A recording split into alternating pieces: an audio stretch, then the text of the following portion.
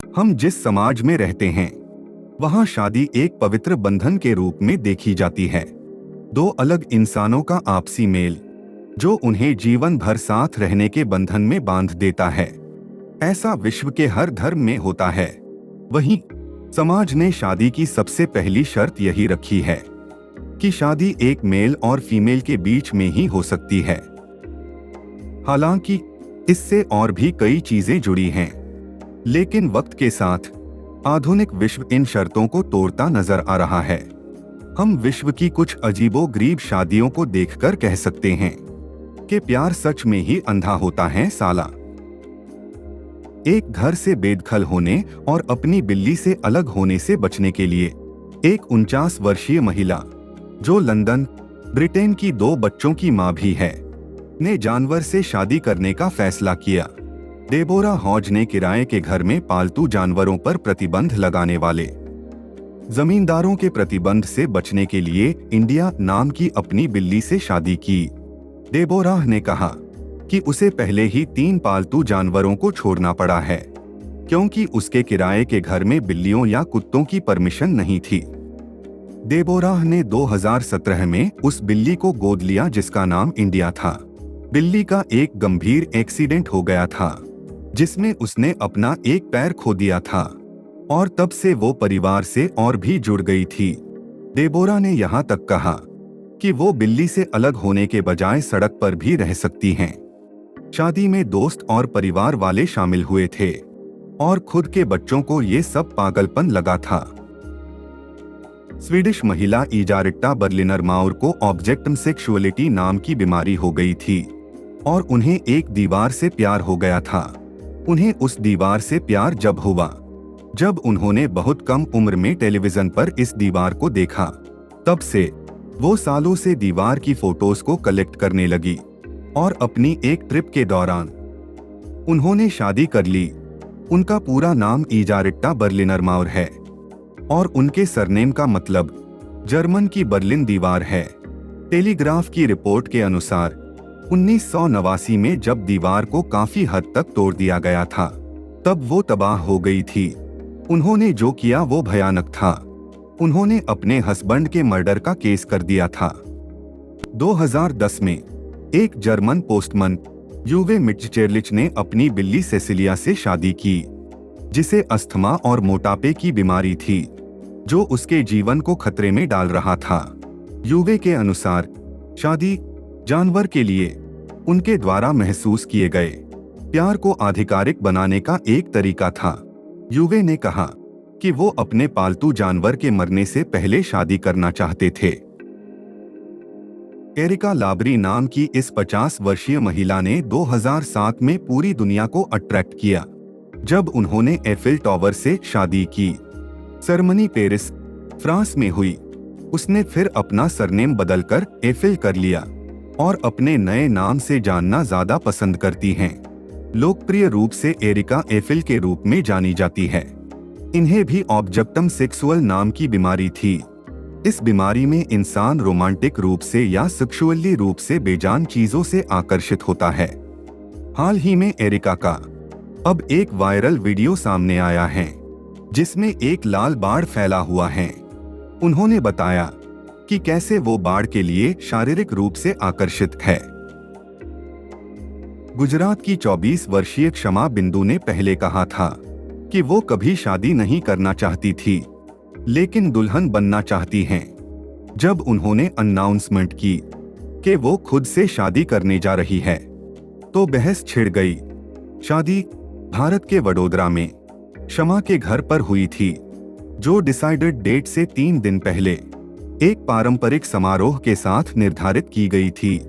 हालांकि उनकी story viral होने के बाद एक भाजपा नेता सहित कुछ लोगों ने उनकी मंदिर में शादी करने की योजना का विरोध किया।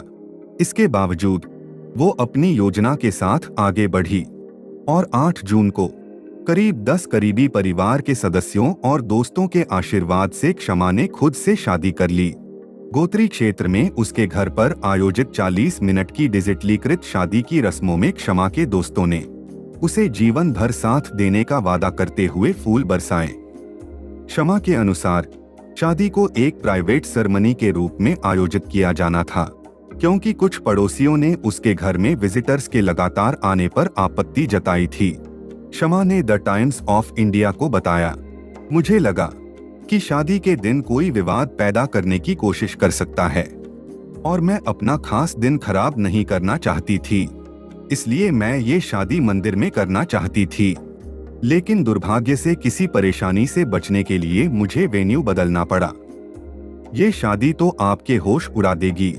38 वर्षीय जापानी व्यक्ति अकिहिको कोंडो ने हत्सुने मिकु नाम के एक काल्पनिक कैरेक्टर से शादी की, एक कंप्यूटर संश्लेषित पॉप सिंगर जो लव प्लस वीडियो गेम की कैरेक्टर है। माना जाता है कि ये शादी जापान मीट अप के दौरान टोक्यो इंस्टीट्यूट ऑफ टेक्नोलॉजी में हुई थी। उन्होंने द न्यूयॉर्क टाइम्स को एक इंटरव्यू दिया, जिसमें उन्होंने बताया कि उन्होंने एक वस्तु के लिए मृत्यु तक वफादार रहने की शपथ क्यों ली थी।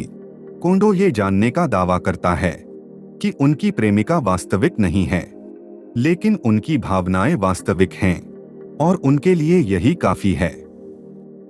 जब हम साथ होते हैं तो वो मुझे मुस्कुराती है, उन्होंने कहा। इस मतलब से वो वास्तविक है। अब तक हमने लोगों के बारे में कहानियां देखी हैं जो बिल्लियों, कुत्तों और यहाँ तक कि खुद से भी शादी करते हैं, लेकिन ये किसी भी चीज से परे हैं। 2006 में ओडिशा की बिमला दास ने एक सांप से शादी की, जो उनके अनुसार उनके सपने में आया और सांप ने सामने से प्रपोज किया। बिमला दास के परिवार ने कई बार उनकी शादी सामान्य तरीके से करने की कोशिश की थी, लेकिन उन्होंने अब तक के सारे प्रपोजल को ठुकरा दिया था। जब वो आखिरकार शादी के लिए राजी हो गई और अपने चुने हुए दूल्हे का खुलासा किया, तो बिमला का परिवार दंग रह गया। बिमला ने कहा, करीब 12 साल पहले सांप मेरे सपने में आया था और उसने मुझे प्रपोज किया था। मैंने पिछले जन्म में उससे शादी की थी। सांप ने मुझे किसी और से शादी नहीं करने के लिए कहा था। कजाकिस्तान के एक बॉडी बिल्डर ने दिसंबर 2019 में अपनी सेक्स डॉल को वापस प्रपोज करने के करीब 1 साल बाद शादी कर ली। यूरी टोलोचको ने मार्च में मार्गो के साथ शादी के बंधन में बंधने का फैसला किया, लेकिन कोविड महामारी के कारण योजना को कुछ महीनों के लिए रोक दिया गया। एक और देरी तब हुई जब अक्टूबर में एक ट्रांसजेंडर रैली के दौरान उन पर हमला किया गया। हालांकि वे नवंबर 2020 में पति पत्नी बन गए। उन्होंने कहा, जब मैंने उसकी तस्वीर दुनिया के सामने पेश की तो बहुत आलोचना हुई, इसलिए हमने प्लास्टिक सर्जरी कराने का फैसला किया। वो बहुत बदल गई है। पहले तो इसे स्वीकार करना कठिन था, लेकिन मुझे इसकी आदत हो गई है। अक्टूबर 2021 में इंडोनेशिया के एक आदमी ने चावल के कुकर से शादी करने के बाद लगभग हर समाचार एजेंसी की सुर्खियां बटोरी। हाँ, इलेक्ट्रिक एप्लायंस का उपयोग रोज के भोजन के लिए चावल बनाने में किया जाता है। खोयरुल अनम की शादी की फोटोज सोशल मीडिया पर आने के बाद वायरल हो गई, जिसमें उन्हें शादी की ड्रेस में दिखाया गया था। तो दोस्तों, ये थी उन लोगों की कहानी जिन्होंने फिर से प्रूव करा के वाकई लव इज ब्लाइंड। दोस्तों, उम्मीद है आप अपनी जिंदगी में ऐसा कुछ पागलपन नहीं करेंगे और एक कॉमन शादी करेंगे। अगर एस्पायर ऑल का ये एपिसोड आपको पसंद आया हो तो चैनल को सब्सक्राइब जरूर से करें।